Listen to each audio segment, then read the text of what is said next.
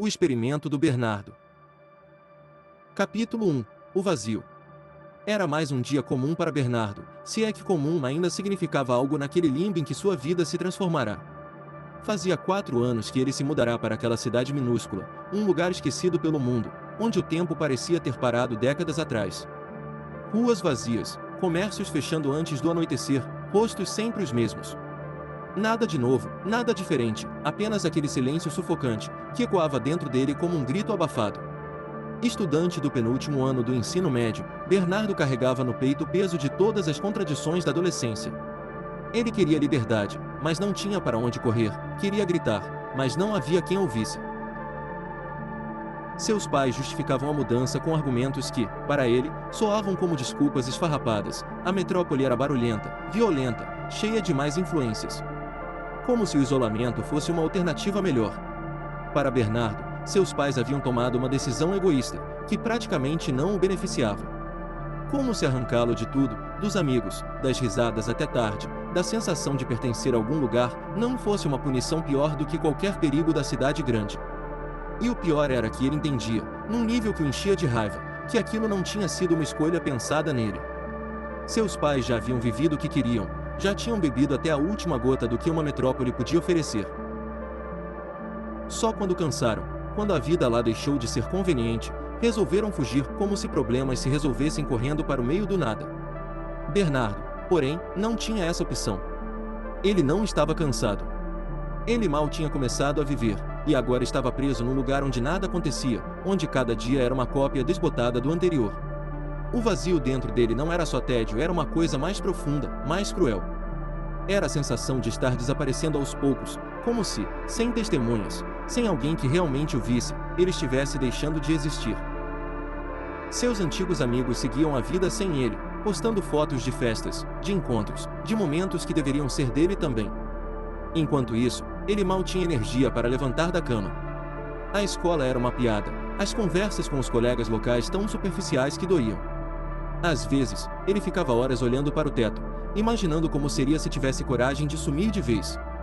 Era como se a adolescência, aquela fase que devia ser cheia de descobertas, de paixões intensas, até mesmo de dramas que doíam mais, pelo menos faziam sentido, que tivesse sido roubada dele. Em vez disso, havia apenas o vazio.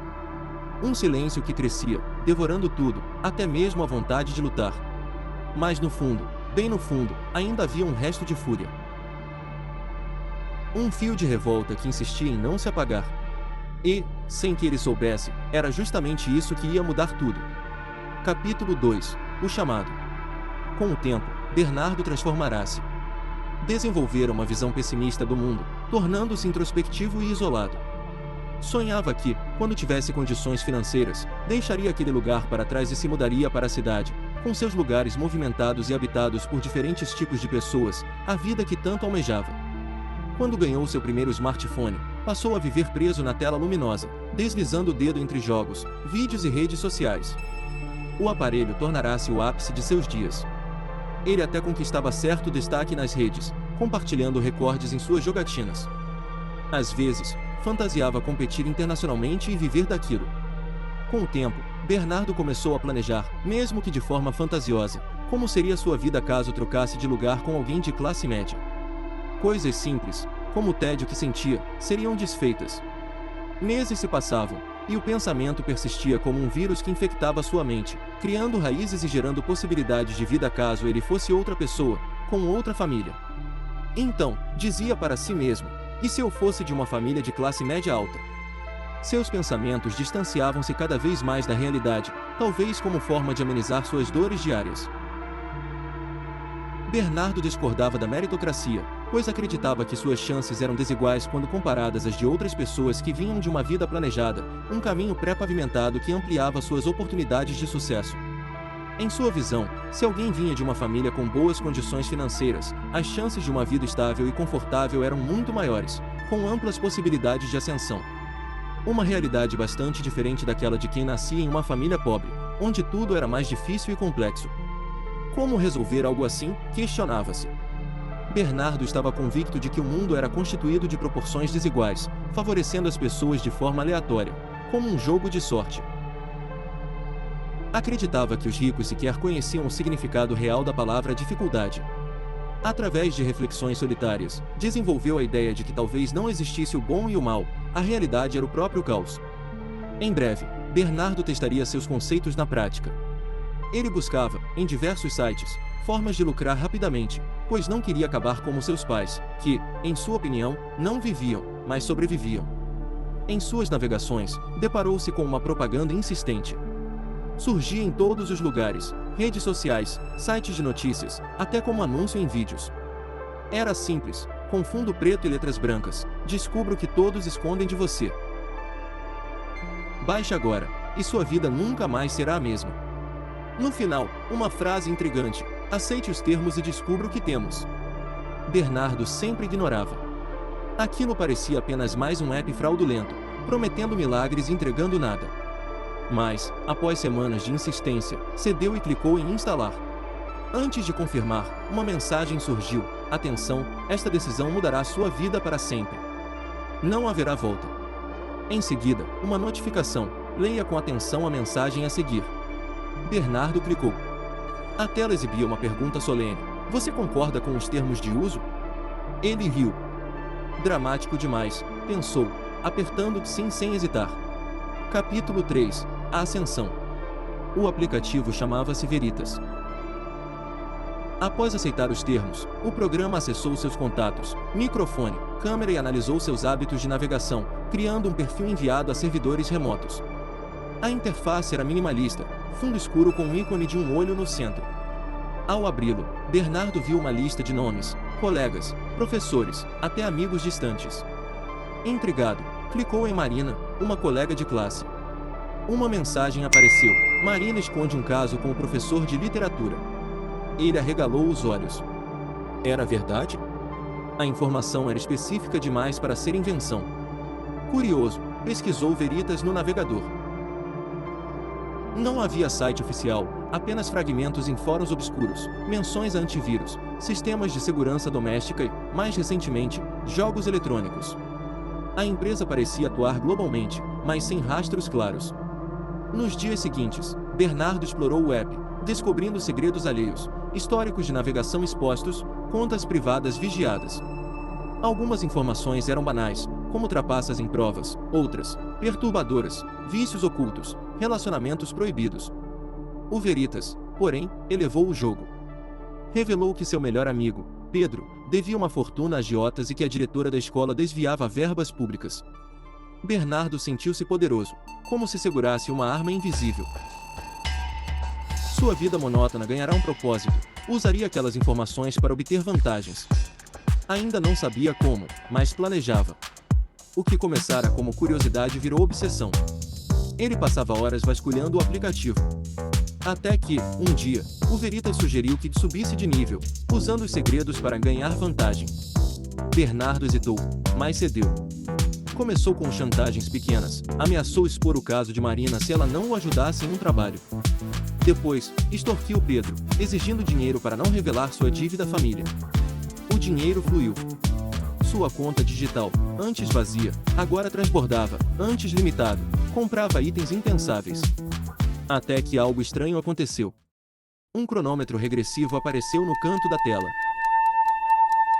Ele ignorou, mas, à medida que os dias passavam e o contador diminuía, uma ansiedade corroía seu peito. O que aconteceria quando zerasse? Capítulo 4 – A Queda. Bernardo estava sentado em sua cadeira, dentro da sala de aula, prestando atenção no professor, quando resolveu verificar o aplicativo Veritas, algo comum e frequente para ele. Reparou então que o cronômetro estava parado em zerado. Uma notificação surgiu: você alcançou o limite. Verifique sua caixa de mensagens. Com o coração acelerado, Bernardo abriu o vídeo anexado. Lá estava ele, em seu quarto, filmado pela câmera do smartphone, tudo registrado, mesmo com o app fechado. O aplicativo apresentou uma mensagem em áudio. Bernardo colocou os fones de ouvido e deu play. Uma voz robótica ecoou: parabéns, Bernardo. Você foi o primeiro participante do nosso experimento comportamental. Executou todas as etapas com maestria.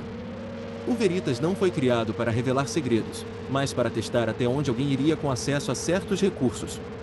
Seus resultados serão compartilhados com outras empresas para a compreensão da psique humana. Suas ações foram documentadas. Agora, é hora das consequências. Assim que o vídeo terminou, o Veritas iniciou processos ocultos, analisou todo o histórico de navegação, recuperou arquivos excluídos e enviou tudo para seus servidores. Bernardo levantou-se abruptamente da cadeira, pálido e suando frio, e foi às pressas para o banheiro, ignorando qualquer um ao seu redor. Sozinho, analisou as mensagens do Veritas com atenção. O nervosismo tomou conta de seu corpo, começou a roer as unhas, e suas mãos tremeram. Uma última mensagem apareceu: todos os seus segredos serão expostos em 24 horas. O cronômetro foi iniciado. Obrigado por participar. Um contador regressivo apareceu na tela: 23 horas 59 minutos e 59 segundos. Bernardo tentou desligar o celular, apagar o aplicativo, restaurar o sistema, inútil. Era como lutar contra areia movediça.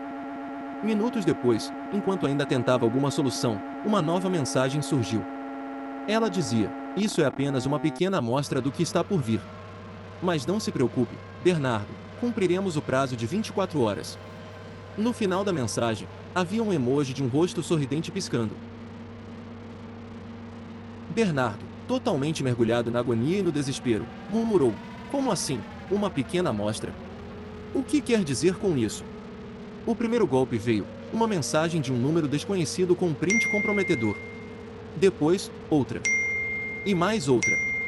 Não era a exposição final ainda, era apenas o começo, pequenos vazamentos controlados para quebrá-lo mentalmente antes do fim. O telefone vibrava incessantemente. Cada nova notificação era um ataque direto à sua sanidade. Ao olhar pela janela do banheiro, viu um carro preto estacionando do outro lado da rua. 2 homens saíram e começaram a fazer perguntas para alunos próximos.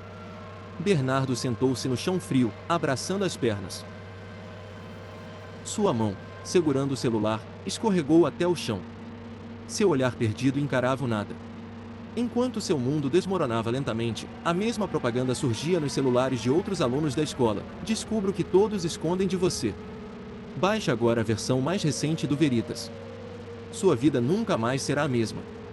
E, ao final, piscando insistentemente: você concorda com os termos de uso?